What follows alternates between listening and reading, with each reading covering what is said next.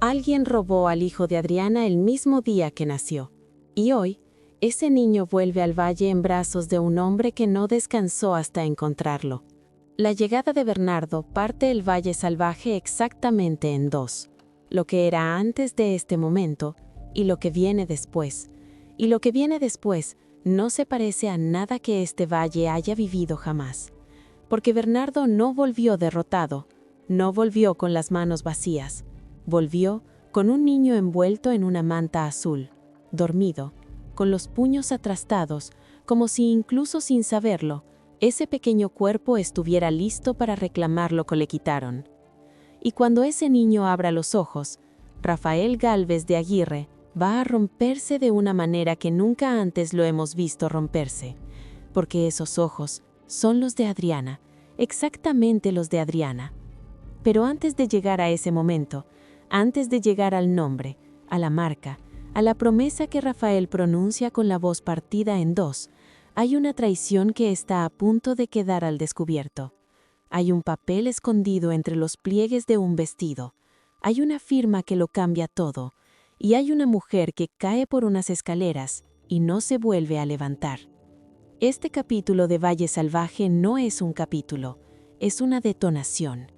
Quédate hasta el final, porque las últimas revelaciones de hoy van a cambiar todo lo que creías saber sobre quién mueve los hilos en este valle y hacia dónde va realmente esta historia. Todo empieza cuando las puertas de la casa pequeña se abren de golpe. Mercedes Salcedo, duquesa de Miramar, mujer que ha sobrevivido a todo lo que este valle le ha lanzado encima, deja caer la taza que sostenía entre los dedos. El sonido de la porcelana rompiéndose contra el suelo de piedra llega hasta la cocina como una señal de alarma. Matilde, Atanasio y Pepa salen corriendo pensando en un accidente, en un desmayo, en alguna nueva maniobra de victoria desde la casa grande. Pero lo que encuentran no es ninguna de esas cosas. Mercedes está en el umbral, con la mano en la boca y los ojos tan abiertos que parece que van a desbordarse. Y al fondo del camino, avanzando despacio, con la capa polvorienta del viaje y el cansancio grabado en cada arruga del rostro, viene Bernardo, con un niño en brazos. Bernardo, es lo único que Mercedes puede decir, y la voz se le quiebra en esa sola palabra, como si fuera de cristal viejo, como si ese nombre llevara semanas queriendo salir, y ahora que por fin sale, ya no aguanta el peso de todo lo que arrastra. Bernardo Mo corre, camina con la solemnidad de alguien que sabe exactamente lo que lleva encima, lo que significa cada paso que da. El niño está envuelto en una manta azul, dormido, con los puños cerrados, como si incluso dormido estuviera dispuesto a pelear por su lugar en el mundo. Matilde se lleva las manos al pecho. Dios del cielo, susurra, ¿quién es ese niño? Pero Bernardo no responde todavía.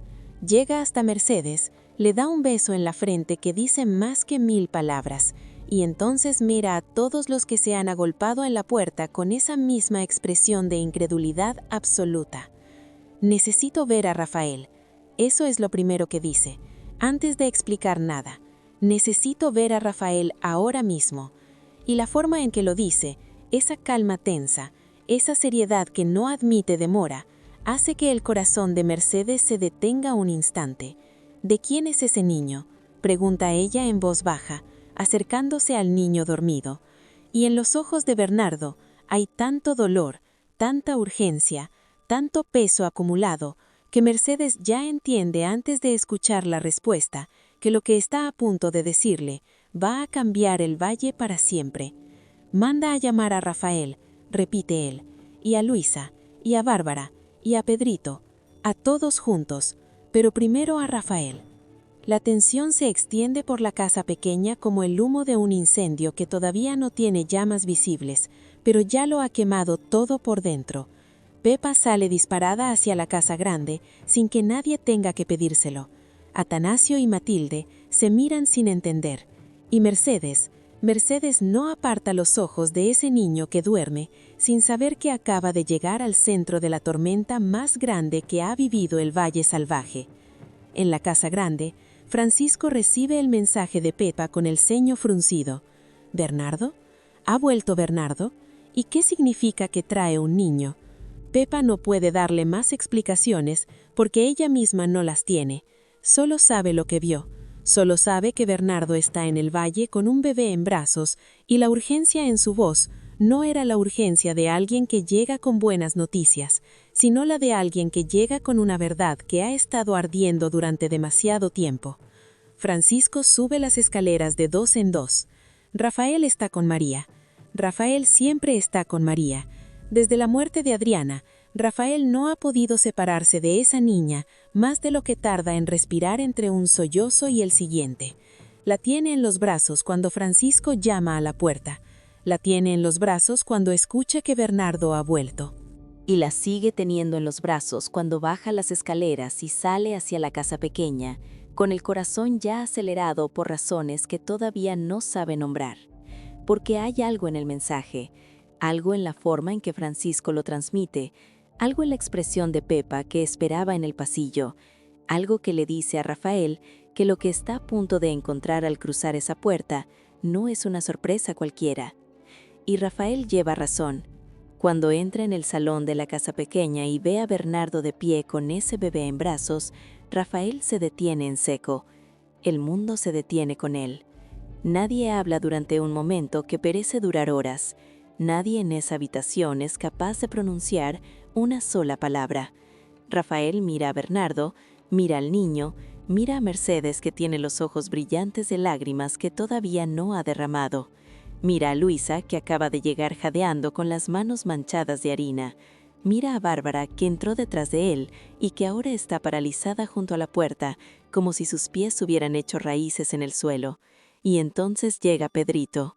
El pequeño Pedrito Salcedo, que ya no es tan pequeño, que ha crecido más en los últimos meses que en todos sus años anteriores juntos, porque el dolor hace eso, te crece de golpe y sin permiso. Pedrito entra, ve a Bernardo, ve al niño y tampoco dice nada. Es Bernardo quien rompe el silencio. Necesitaba traérselos yo mismo.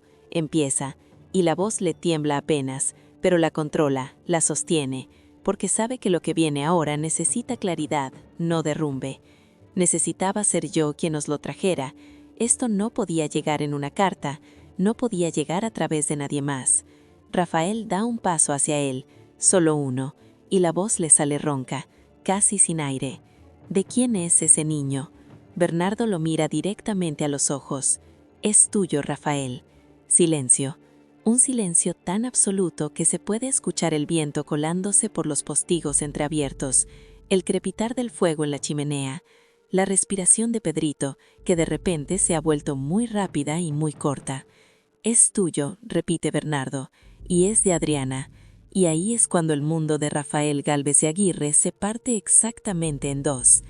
No es Luisa la primera en reaccionar con palabras, y lo que sale de ella no es un grito de incredulidad, es un grito de reconocimiento, de algo que llevaba semanas guardado en el pecho como una brasa que no terminaba de apagarse. Lo sabía desde el parto. Lo escuché, Bernardo. Escuché cuando decían que era niño y luego dijeron que era niña, y yo lo supe desde ese momento. Las lágrimas le caen a Luisa con una violencia que asusta. No son lágrimas de pena simple, son de rabia y de alivio y de una tristeza enorme, porque lo que confirma este momento también confirma que Adriana no supo, que Adriana murió sin saber que su hijo existía. Bárbara se ha llevado las manos a la boca. Adriana tuvo un niño, dice entre los dedos. Adriana tuvo un hijo varón. Sí, dice Bernardo, y ahora sí le tiembla la voz sin remedio. El niño que vosotros creísteis que era María, no era el hijo de Adriana. Este es el hijo de Adriana. Lo cambiaron, Bárbara. Lo cambiaron en el mismo momento del parto. Alguien organizó el cambio para que Rafael y todos vosotros creyeran que había nacido una niña, cuando en realidad había nacido un varón. Pedrito hace un sonido extraño, algo a medio camino entre un sollozo y una exclamación. Se acerca a Bernardo con pasos inseguros y mira al bebé con esos ojos que han visto demasiado para su edad. Este es el hijo de mi hermana, y la voz le sale tan limpia, tan directa, tan sin adornos, que a todos los presentes se les encoge el corazón al mismo tiempo. Sí, Pedrito, este es el hijo de Adriana. Si todavía no estás suscrito al canal, este es el momento, porque lo que viene ahora mismo en Valle Salvaje es de los que no puedes perderte. Dale al botón y activa la campanita. Seguimos. Rafael no ha vuelto a moverse desde el momento en que Bernardo pronunció esas palabras. Sigue en el mismo sitio, con los pies clavados en el suelo, con los ojos fijos en ese bebé que duerme, sin saber nada de todo esto, sin saber que su llegada al mundo fue ocultada, sin saber que su madre murió creyendo que había traído al mundo a una niña, sin saber que su padre lleva semanas volcado en una criatura que no es su hija de sangre, pero que él ama con toda la desesperación de un hombre que no tiene otra cosa a la que aferrarse. ¿Cómo lo encontraste?, dice Rafael, y Bernardo empieza a explicar. Bernardo había estado siguiendo a Pura desde que salió del valle. Nadie lo sabía, ni siquiera Mercedes. Bernardo no era hombre de decir lo que hacía hasta tener la certeza absoluta de que tenía razón, porque Bernardo había aprendido, a sus propias expensas, lo que cuesta equivocarse en voz alta en este valle. Todo comenzó con una señal pequeña. Una mujer en un pueblo de las afueras que había visto a Pura entrar en una casa con un bebé que no era el suyo. Una mujer que lo conocía a él, una mujer que sabía que Bernardo tenía relación con el valle y que algo en todo aquello le olía fatal. Bernardo siguió el hilo y el hilo lo llevó hasta el niño. Pura y Petra, las parteras que atendieron a Adriana, tenían al niño en una aldea a 3 días de camino del valle, en una casa de alquiler pagada por alguien a quien todavía no se ha identificado, alguien que les dio dinero suficiente para que desaparecieran con él y nunca volvieran. ¿Quién?, dice Bárbara, y la pregunta tiene la dureza del hierro. ¿Quién pagó para que se llevaran al hijo de mi hermana? Eso todavía lo estamos averiguando, dice Bernardo, pero hay algo más, algo que quiero que veáis con vuestros propios ojos. Bernardo le pide a Mercedes que sostenga al niño un momento. Mercedes lo toma en brazos con una ternura que no ha tenido con nadie desde hace mucho tiempo. Y entonces Bernardo abre levemente la mantita que envuelve al bebé y deja a la vista el bracito derecho del niño. Hay una marca de nacimiento. Pequeña, de color rosado, con la forma de algo que en otro tiempo podría parecer casualidad. Pero no es casualidad, porque Luisa, que ha dado un paso adelante sin siquiera darse cuenta, reconoce esa marca al instante. ¡Santa Madre de Dios! Y esta vez la voz sí es un grito puro, sin contención. Es la misma marca que tiene Adriana en el retrato, la misma marca, exactamente. Se la vi yo misma cuando le lavaba el vestido de novia aquella mañana. Bárbara se desmorona, no físicamente. Bárbara Salcelo no se desmorona físicamente porque es de la misma madera que su hermana. Pero por dentro, en ese lugar donde se guardan las cosas que no se pueden decir en voz alta, Bárbara Salcedo se rompe en 1000 pedazos. Es él, dice. Es el hijo de Adriana. No hay duda, es su hijo. Rafael da por fin el paso que llevaba minutos sin poder dar. Se acerca a Mercedes, mira al niño, y cuando ve la marca, cuando ve esa pequeña señal que la naturaleza puso en esa piel diminuta, como si supiera desde el primer momento que este niño iba a necesitar que alguien lo reconociera, Rafael Gálvez de Aguirre cierra los ojos. Y cuando los vuelve a abrir, tiene lágrimas en ellos. Adriana, dice en voz baja, como si hablara con ella y no con los presentes. Adriana, lo encontramos. Y es en ese momento, exactamente en ese momento, cuando desde el umbral de la puerta que nadie había cerrado, aparece José Luis Gálvez de Aguirre. Ha llegado atraído por el mismo revuelo que arrastró a todos hasta aquí, y ahora está paralizado en la entrada de la casa pequeña, mirando a ese niño, escuchando lo que Bernardo acaba de revelar. Y su rostro no tiene expresión, o más bien tiene todas las expresiones al mismo tiempo: el asombro, la culpa, el dolor que no sabe cómo nombrar, y algo más profundo que todo eso, algo que podría ser el principio de un remordimiento que llega demasiado tarde. José Luis no puede intervenir, José Luis no puede reaccionar, José Luis solo puede estar ahí en ese umbral, siendo testigo de algo que él mismo, con todas sus maniobras y su crueldad calculada, contribuyó a construir. Y el peso de eso es tan grande que por primera vez en mucho tiempo, el duque destronado parece pequeño. Rafael toma al niño en brazos con manos temblorosas. Lo toma con esa mezcla de terror y reverencia que solo existe en el momento en que un padre sostiene por primera vez a su hijo. Le tiemblan los dedos, le tiemblan los brazos, todo él es un temblor contenido, una montaña que por dentro tiene un río desbordado. El niño abre los ojos. Son oscuros. Son los ojos de Adriana, exactamente los ojos de Adriana, ese mismo tono que Rafael conocía de memoria, que buscaba en cada lugar que frecuentaba, que encontraba en los sueños y que al despertar ya no estaba. Esos ojos, en esa cara pequeñita, en ese ser que acaba de entrar en el mundo de Rafael como una luz que alguien había apagado sin que él lo supiera. Rafael abre la boca y no sale nada. Y entonces llora. No es el llanto contenido de las semanas anteriores, ese llanto de hombre que intenta no desmoronarse porque tiene que ser fuerte para María, para Pedrito, para todos. Es un llanto distinto. Es el llanto de alguien a quien le devuelven algo que creía perdido para siempre. Un llanto que es pena y alegría al mismo tiempo, que es amor y culpa mezclados, que es el nombre de Adriana pronunciado desde adentro sin que los labios tengan que moverse. Adriana, dice, y la voz se le parte exactamente en la primera sílaba. Mira lo que hicimos, mira lo que hiciste tú, mira lo que nos robaron. Pedrito no aguanta más. El niño que ya no es tan niño, da 2 pasos y se abraza a Rafael por la espalda con los brazos que llegan hasta donde llegan. Y llora también. Llora como los que tienen que crecer demasiado rápido y de repente encuentran un momento en que pueden volver a ser lo que son. Bárbara pone la mano en el hombro de Rafael y no dice nada. Bárbara Salcedo, que siempre tiene algo que decir, que ha peleado y ha amado y ha sufrido con una intensidad que agota solo de verla, no dice absolutamente nada, porque no hay palabras para este momento, solo hay presencia. Y la presencia de Bárbara, de Pedrito, de Luisa que llora en una esquina con Alejo que la sostiene por la esquina porque sabe que sin ese sostén ella se caería. Toda esa presencia forma un círculo alrededor de Rafael y su hijo.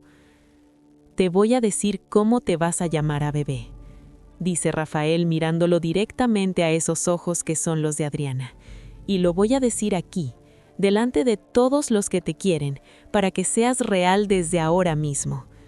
Te llamas Adrián, Adrián Gálvez de Aguirre Salcedo, y nadie te va a volver a quitar nada nunca más. Te lo juro por tu madre, te lo juro por todo lo que tengo. Cuando dice eso, cuando dice el nombre, Luisa suelta un sollozo que llena toda la habitación, porque Luisa sabe, Luisa escuchó. Luisa es la única que estuvo ahí desde el principio, cargando con la sospecha, alimentándola sola, enfrentando las dudas de los demás, negándose a rendirse aunque todos le dijeran que era el duelo hablando por ella. Y ahora, todo eso, toda esa carga, toda esa soledad de saber algo que nadie quería creer, se transforma en esto, en el nombre de un niño, en la promesa de un padre, en el sonido de Pedrito llorando abrazado a Rafael mientras Bárbara los sostiene a los dos. José Luis sigue en el umbral. No ha entrado, no ha dicho nada. Está ahí como un fantasma del pasado que no sabe si tiene derecho a existir en este presente. Y en su cara, en esa cara que ha aprendido a no mostrar lo que siente porque mostrarlo siempre le costó algo, hay algo que podría ser el principio de algo nuevo. O podría ser demasiado tarde. En el Valle Salvaje, a veces las dos cosas son lo mismo. La tarde cae sobre el valle con esa lentitud de las tardes de otoño que parecen despedirse de cada árbol en particular antes de irse. Y Luisa camina hacia la capilla con una flor en la mano. Solo una. La cogió del jardín de la casa pequeña sin decirle a nadie a dónde iba, aunque todos lo saben. En el valle, cuando Luisa sale con esa expresión en el rostro, todos saben a dónde va. Va a ver a Adriana. La lápida está en la parte sombreada de la capilla. Luisa se arrodilla, pone la flor y empieza a hablar. Adriana. La voz le sale tranquila de una manera que la sorprende, porque por dentro es todo lo contrario a la calma. Lo encontramos. Lo encontró Bernardo y lo trajo. Está aquí. Está en el valle. Tu hijo está aquí. Alejo está de pie, un paso detrás de ella. Cierra los ojos. Luisa tenía razón, sigue ella. Lo escuché. Escuché que decían que era niño y luego dijeron que era niña, y yo lo supe. Lo supe desde ese momento, y nadie me creyó. Y da igual, porque ahora está aquí, y se llama Adrián. Rafael le puso Adrián. ¿Lo escuchas? Adrián Gálvez de Aguirre Salcedo. Tiene tus ojos, Adriana. Tiene exactamente tus ojos.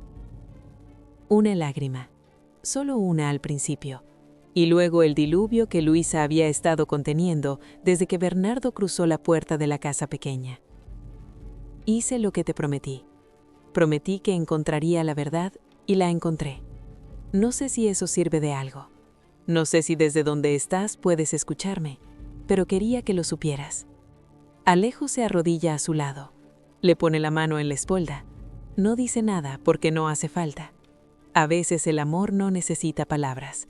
A veces el amor es simplemente estar ahí cuando alguien necesita que estés. Luisa termina de llorar con esa serenidad extraña que viene después del llanto más hondo, cuando el cuerpo ya no tiene más que sacar y solo queda el silencio limpio. Se levanta, se limpia la cara, mira la lápida un último momento. Descansa, dice. Ya me encargo yo de lo demás. Y ese lo demás lo dice con una firmeza que no estaba en ella hace unos meses, porque Luisa ha cambiado. El dolor la ha cambiado, la promesa la ha cambiado, y lo que viene ahora, enfrentar a Pura y a Petra con la verdad que Bernardo trajo al valle, no le da miedo, le da rabia. Y la rabia, bien dirigida, es mucho más útil que el miedo. Pura y Petra no saben todavía que Bernardo llegó con el niño. Siguen en la cabaña del límite del valle creyendo que la mentira que construyeron está intacta, creyendo que todo sigue bajo control. No saben que el suelo que pisaban ya no existe. Luisa llega a la cabaña con Alejo. Llama a la puerta con 3 golpes que no dejan lugar a dudas sobre quién es ni sobre lo que viene. Pura abre, y en el momento en que ve a Luisa con esa expresión, todo el cuerpo de Pura cambia. Ese pequeño encogimiento de alguien que siente que el suelo se mueve bajo sus pies. Bernardo lo trajo, dice Luisa, sin prólogo, sin rodeos. El niño está en el valle, está en brazos de su padre, y ahora mismo lo único que os puede salvar de que la Santa Hermandad venga a por vosotras es que me digáis quién os pagó para que lo llevarais. Petra intenta cerrar la puerta. Alejo la bloquea con el hombro. Os lo aconsejo, dice Alejo, con esa calma que impone más que los gritos. Decídselo a ella antes de que tengáis que decírselo al capitán. Pura mira a Petra, Petra mira a Pura, y en ese intercambio de miradas hay toda una conversación que no necesita palabras. La conversación de 2 personas que saben que el momento de mantener el secreto ha pasado, que lo que les espera si callan es mucho peor que lo que les espera si hablan. Fue Victoria, dice Pura. Victoria Gálvez de Aguirre. Ella nos contactó. Ella nos pagó. Ella nos dijo que el niño tenía que desaparecer y que a cambio nadie nos buscaría nunca. Luisa no dice nada, porque en ese momento, desde la dirección de la casa grande, llega el sonido de algo que ninguno de los que están en esa cabaña esperaba escuchar todavía. Un grito, y luego silencio, y luego voces, muchas voces. Y Luisa sabe, con esa certeza que ya no la abandona, que algo acaba de pasar en la casa grande. Victoria Gálvez de Aguirre llevaba toda la tarde con esa inquietud que bien le conocían los que la rodeaban. No era su arrogancia habitual, no era su calculada frialdad, era algo distinto, algo que se parecía más al miedo, aunque Victoria nunca habría usado esa palabra para describir lo que sentía. La llegada de Bernardo la había desestabilizado. No sabía todavía lo del niño, ni la marca, ni el nombre que Rafael había pronunciado en el salón de la casa pequeña. Pero algo en el revuelo que había sacudido a ambas casas le había puesto en guardia. El instinto de supervivencia que la había mantenido en pie cuando el mundo entero se ponía en su contra, le decía que algo se había movido, que alguna pieza en el tablero había cambiado de posición. Estaba en la galería del primer piso de la casa grande, cuando ocurrió. Francisco lo contó después con la precisión de alguien que lo ha repasado 1000 veces en la cabeza, intentando encontrar el momento exacto en que todo se precipitó. Victoria caminaba hacia su habitación. La galería tiene una curva en el lado oeste, donde el suelo de piedra siempre está más frío porque no le da el sol. Y en esa curva, justo en ese punto, Victoria se detuvo.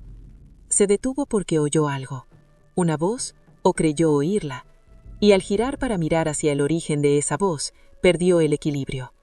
Un pie resbaló, el otro no tuvo tiempo de compensar, y Victoria Gálvez de Aguirre, duquesa en desgracia, mujer que había sobrevivido a todo, que había planeado traiciones y ejecutado venganzas y mantenido su posición en el valle a base de una voluntad de hierro que no pedía permiso ni ofrecía disculpas, cayó por las escaleras.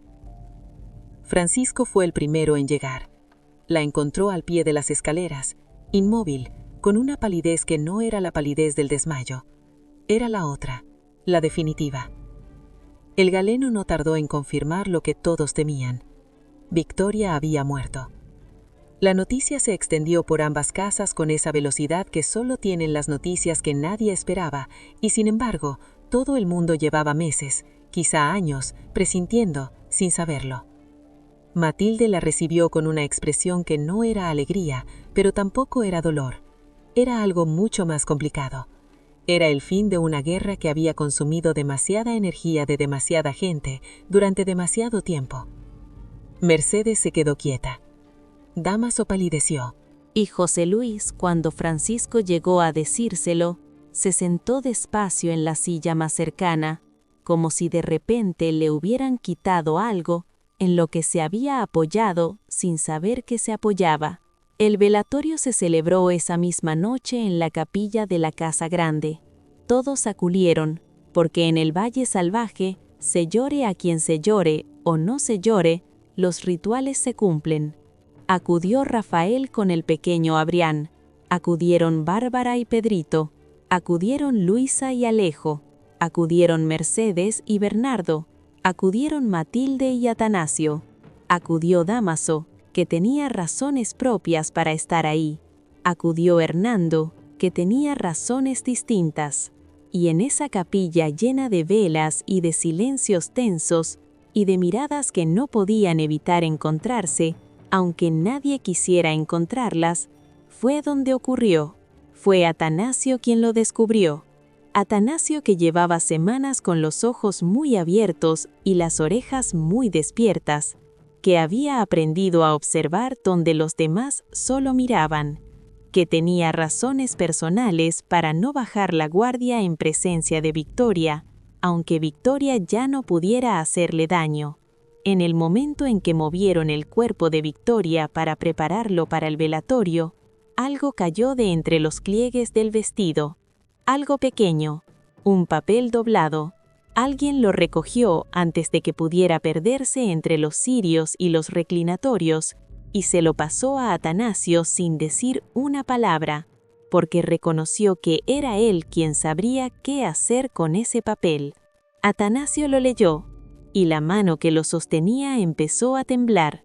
Era un acuerdo escrito entre Victoria y alguien cuyo nombre aparecía firmado al pie con una letra que Atanasio reconoció al instante.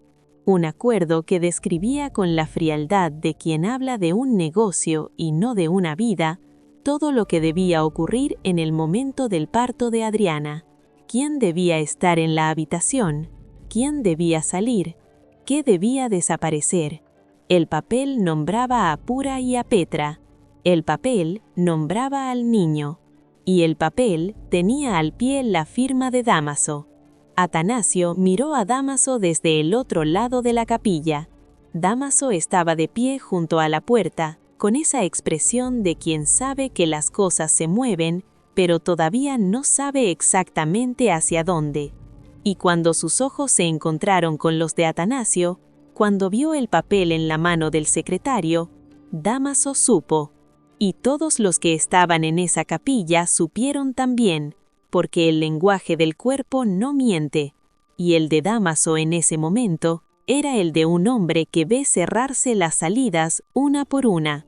«¿Qué tienes ahí?», preguntó Rafael, que estaba al lado de Atanasio y había visto el temblor en su mano. Atanasio se lo dio. Rafael lo leyó, y cuando terminó de leerlo, cuando levantó los ojos del papel y los clavó en Dámaso, toda la energía de la capilla cambió de dirección, como el viento antes de una tormenta. «Fuiste tú», dijo Rafael, y la voz no tenía tono de pregunta. «Fuiste tú quien organizó el cambio de mi hijo, tú y Victoria. Tú pagaste a Pura y a Petra. Tú sabías que Adriana había tenido un varón y organizaste que desapareciera el niño». Dámaso abrió la boca, la cerró, la volvió a abrir. «¿No tenéis pruebas de que ese papel sea auténtico?». Y la voz le salió tan forzada, tan construida sobre la nada, que ni él mismo se creyó lo que acababa de decir. «Pura ya habló», dijo Luisa desde su sitio, con esa calma que ahora le era propia. Esa calma de quien ya no tiene miedo porque ya no tiene nada que perder. «Pura dijo tu nombre esta misma tarde. Dijo el nombre de Victoria. Dijo que os pagasteis entre los dos para que el niño desapareciera». El silencio en la capilla era de otro tipo ahora. Era el silencio que viene después de la justicia. Ese silencio cargado que antecede el momento en que las cosas se nombran por lo que son. «Sacadlo de aquí», dijo José Luis, y la voz le salió desde un lugar muy profundo, desde un lugar que llevaba mucho tiempo sin usar. «Sacad a este hombre de esta capilla ahora mismo». Dámaso no se resistió cuando Hernando y Braulio, que estaban más cerca de la puerta que nadie, se pusieron a ambos lados de él. No se resistió porque Dámaso era muchas cosas, pero no era tonto. Y un hombre que no es tonto sabe cuándo ha llegado el fin de la partida. Lo que sí hizo fue mirar a Mercedes antes de que se lo llevaran. Y Mercedes no le devolvió la mirada. La habitación en donde encerraron a Dámaso mientras esperaban a la Santa Hermandad era pequeña y fría. No tenía nada que recordar a los salones dorados en los que Dámaso se movía con la comodidad de quien sabía exactamente lo que valía. Eso también era una forma de justicia, aunque nadie la hubiera planificado así. Mercedes fue la única que pidió verlo antes de que llegara el capitán. La dejaron pasar porque nadie en el valle ya tenía energía para impedirle nada a Mercedes Salcedo de Miramar. Entró, lo miró, y Dámaso, que llevaba años perfeccionando la expresión de quien tiene todas las respuestas, no tenía ninguna. «Eras más inteligente de lo que pensaba», dijo Mercedes. El tono era casi distante, casi académico, como si hablara de alguien que ya no le importara en absoluto. «Conseguiste engañarme más tiempo del que debería haberme llevado darme cuenta. Eso es algo». «Mercedes», empezó Dámaso. «No», dijo ella, «no voy a escucharte. He escuchado tus argumentos y tus justificaciones y tus promesas, y todo lo que decías tenía la forma correcta y el vacío incorrecto en el centro. Participaste en hacer desaparecer al hijo de una mujer que está muerta, una mujer que no pudo defenderse. Eso no tiene argumento que lo justifique. No existe». Dámaso guardó silencio. «Espero que hayan valido la pena las tierras de José Luis», dijo Mercedes. «Espero que hayan valido la pena el poder y el chantaje y las noches con Victoria y la farsa conmigo. Espero que hayan valido, Dámaso». Y salió sin mirar atrás. Fuera en el pasillo, Bernardo la esperaba. Le ofreció la mano, ella la tomó, y caminaron juntos hacia donde estaban los demás, dejando atrás la habitación y lo que contenía y todo lo que significaba. En el exterior de la casa grande, Hernando confrontó a Dámaso ante Rafael con las pruebas del plan de chantaje. Hernando, que había llegado al valle con sus propias agendas y sus propios cálculos, que había jugado sus cartas con la paciencia de un hombre acostumbrado a los tiempos largos de la nobleza, puso sobre la mesa cada uno de los movimientos que Dámaso había hecho desde su llegada, los acuerdos, los intermediarios, el dinero que pagó para acercar económicamente a José Luis y el plan para quedarse con el valle a través de la abdicación forzada de Rafael. «Has jugado bien», le dijo Hernando, con esa frialdad que era su forma de mostrar desprecio. «Pero cometiste el mismo error que cometen todos los que juegan bien. Creíste que eras el único que estaba jugando». Dámaso intentó ese último movimiento desesperado. Intentó decir que tenía información sobre Alejo, sobre la muerte de Domingo, sobre cosas que podrían interesar a la justicia mucho más que sus propios negocios. Intentó usar lo único que le quedaba como moneda de cambio, pero José Luis lo cortó. «No», dijo el duque destronado, y la voz le salió con una firmeza que llevaba tiempo sin tener. «No en este valle, no hoy, no después de lo del niño». Y Dámaso supo que eso era el final. Cuando llegó el capitán de la Santa Hermandad, Dámaso fue el único que salió de la casa grande esposado. Y el valle lo vio salir con esa mezcla de alivio y de tristeza que siempre acompaña al fin de las guerras largas.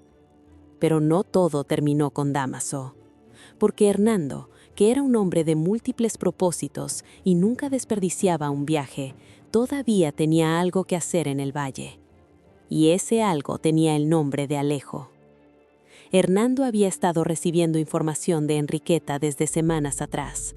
Enriqueta, madre de Braulio, esa mujer que fingía ser tonta porque era lista, había estado tejiendo una red de datos y testimonios que Hernando ahora sostenía entre las manos como quien sostiene una sentencia.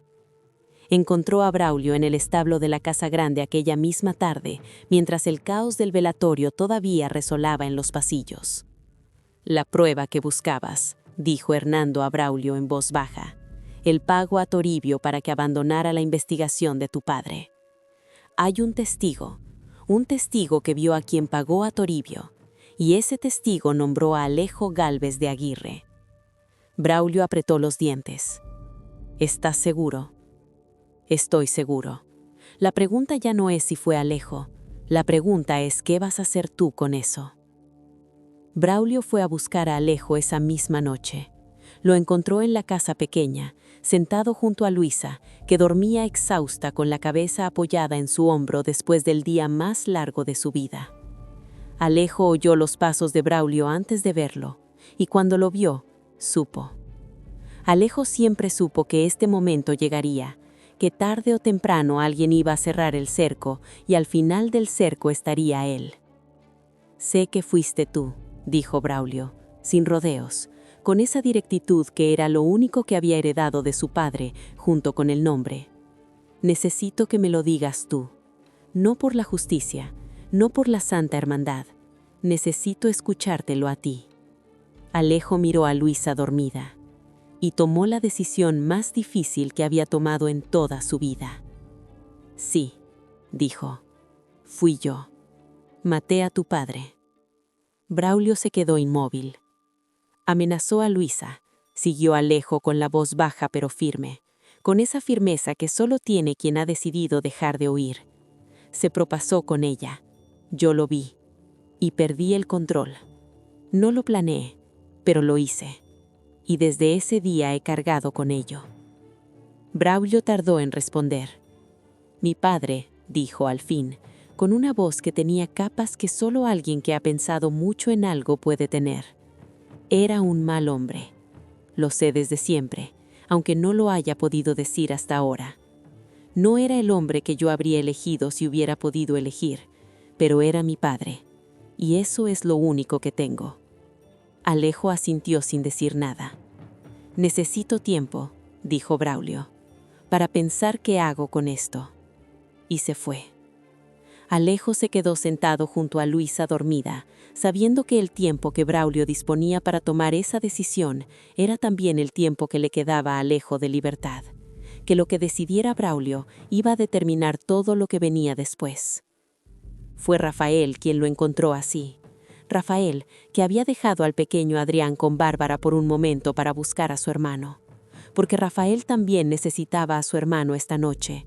Y cuando llegó y escuchó lo que Alejo tenía que contarle, fue Rafael quien puso las manos en los hombros de su hermano y dijo: «Sea lo que sea, Alejo, sea lo que viene, lo afrontamos juntos».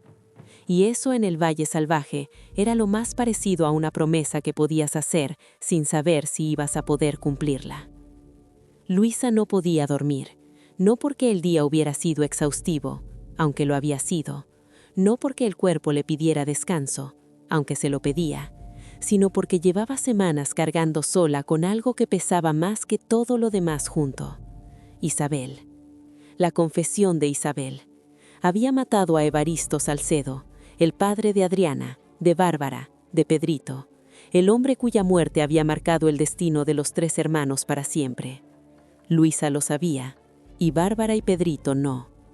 Eso era lo que tenía que decidir ahora, si contárselo o no, si era su derecho saberlo o si la verdad en este caso era una carga que no les correspondía llevar, si lo que Isabel le había pedido tenía algún valor moral en la balanza de todo lo demás.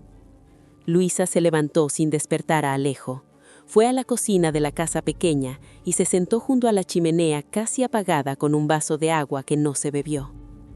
Bárbara la encontró allí al cabo de un rato. Bárbara, que tampoco podía dormir. Bárbara que pasó el día entre la emoción de Adrián y el dolor renovado de todo lo que ese niño representaba.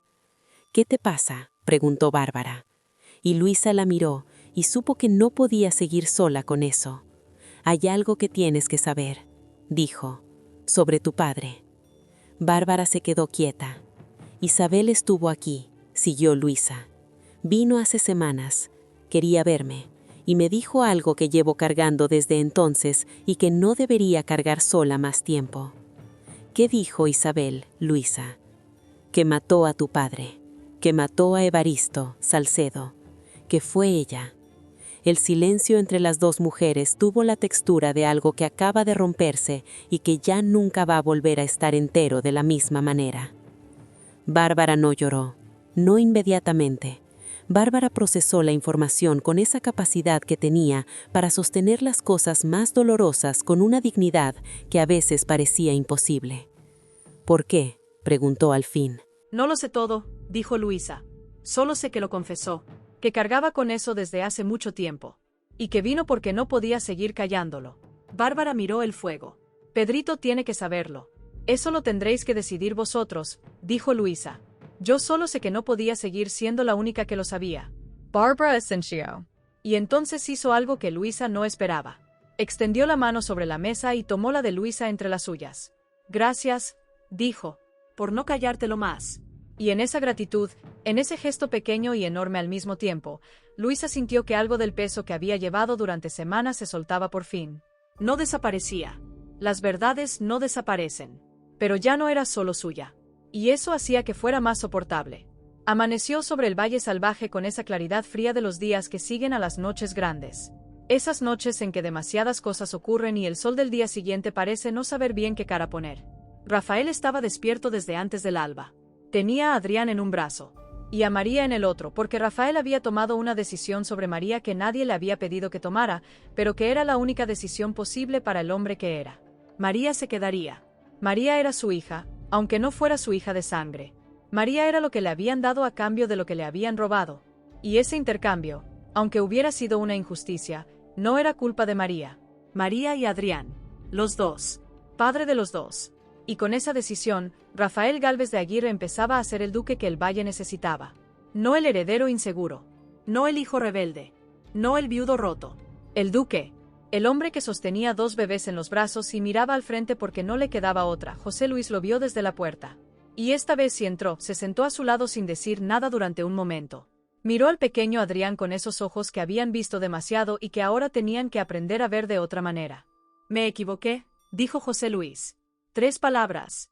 Solo 3. Pero viniendo de José Luis Gálvez de Aguirre, eran más que 3 palabras. Eran una rendición. Eran el principio de algo que quizás llegaba demasiado tarde, pero que llegaba. Rafael no dijo nada. Solo asintió. En la casa pequeña, Matilde y Atanasio se miraron a los ojos por encima de la mesa del desayuno y tomaron una decisión sin necesidad de palabras. Se casarían pronto. Sin esperar. Sin Victoria que lo impidiera, porque Victoria ya no estaba. Sin secretos ni excusas. En la capilla del valle, con todos presentes, como se merecía. Matilda sonrió. Era una sonrisa pequeña, pero era suya, completamente suya. Sin miedos. Mercedes y Bernardo desayunaron juntos en la casa pequeña, que era su casa y que iba a seguir siendo su casa. Bernardo había traído al niño de Adriana. Bernardo había cerrado el círculo. Y eso le daba a su presencia en el valle un peso nuevo, una legitimidad nueva que nadie podía cuestionarle. Hernando preparaba su partida. Su misión había terminado, o al menos la parte de ella que le correspondía. Lo de Alejo quedaba en manos de Braulio. Y Braulio era el único que podía decidir. Antes de salir, fue a buscar a Bárbara. Lo que ocurrió entre usted y Leonardo, dijo, no es asunto mío. Nunca lo fue. Solo quería decirle eso. Bárbara lo miró. No hay mucho más que decir, respondió ella. No, dijo Hernando. Supongo que no. Y se fue. En el cementerio, sobre la lápida de Adriana, alguien había dejado flores frescas. Nadie supo quién. Quizás fue Pedrito, que madrugó más que nadie ese día. Quizás fue Rafael, que pasó por allí antes de que el resto del valle despertara. Quizás fue alguien a quien nadie esperaba. En el Valle Salvaje, a veces los gestos más importantes son los que nadie ve, y mientras el sol subía sobre las tierras que ahora eran de Rafael y que mañana serían de Adrián, el valle seguía girando. Con sus heridas y sus secretos. Con sus verdades a medias y sus amores imposibles. Con sus traiciones perdonadas o no perdonadas. Con Alejo esperando la decisión de Braulio. Con Bárbara cargando la nueva verdad sobre su padre. Con Luisa, que había cumplido su promesa y ahora tenía que encontrar qué promesa hacerse a sí misma. El valle seguía. El valle siempre seguía. Y ahora que sabes todo lo que pasó hoy en Valle Salvaje, quedan 3 preguntas que van a acompañarte hasta el próximo capítulo. Las 3 más importantes. Las 3 que determinan hacia dónde va realmente esta historia. Primera teoría. ¿Está realmente muerta Victoria? La caída fue accidental. Eso es lo que nos dijeron. Un resbalón. Una curva mal iluminada. El pie que no compensa. Pero hay algo que no cuadra del todo en esa versión y es la coincidencia. Victoria llevaba toda la tarde intranquila. Victoria había sobrevivido a décadas de enemigos mucho más preparados que un suelo frío. Y Victoria cayó exactamente en el momento en que la llegada de Bernardo amenazaba con derrumbar todo lo que había construido. ¿Realmente fue un accidente? ¿O alguien en ese valle decidió que era el momento? ¿Y si Victoria no está muerta, sino que escenificó su propia muerte para escapar antes de que el papel con la firma de Dámaso llegara a las manos equivocadas? Segunda teoría. Braulio va a proteger a Alejo, pero a un precio. Braulio no es su padre. Braulio lo sabe. Y en el fondo, parte de él entiende por qué Alejo hizo lo que hizo, aunque nunca lo diga en voz alta. Pero Braulio también tiene algo que Alejo no puede ignorar. Tiene la verdad. Y la verdad, en el Valle Salvaje, siempre tiene precio. La teoría es que Braulio no va a entregar a Alejo a la Santa Hermandad. Pero sí va a pedirle algo. Algo que Alejo tendrá que hacer sin poder negarse. Y ese algo podría ser el hilo que desencadene la próxima tormenta en el valle. Tercera teoría. El niño que crió Rafael como María tiene una identidad que nadie ha investigado todavía. Todo el mundo se ha centrado en Adrián, en encontrarlo, en reconocerlo, en devolverle su apellido. Pero nadie ha preguntado todavía de quién es realmente la niña que está en la cuna de la casa grande. Si Pura y Petra hicieron el cambio, si alguien pagó para que el hijo de Adriana desapareciera, entonces la pregunta inevitable es, ¿de dónde vino la niña que pusieron en su lugar? ¿Tiene familia? ¿Tiene un hombre? ¿Tiene alguien que la esté buscando? Rafael la ama. Eso no está en duda. Pero el origen de María, la María que no es María, es el secreto que este valle todavía no ha abierto. Y cuando lo abra, va a cambiar todo lo que creemos saber sobre quién organizó realmente este plan y hasta dónde llegaban sus tentáculos. El Valle Salvaje no ha terminado. Apenas está empezando la parte más oscura.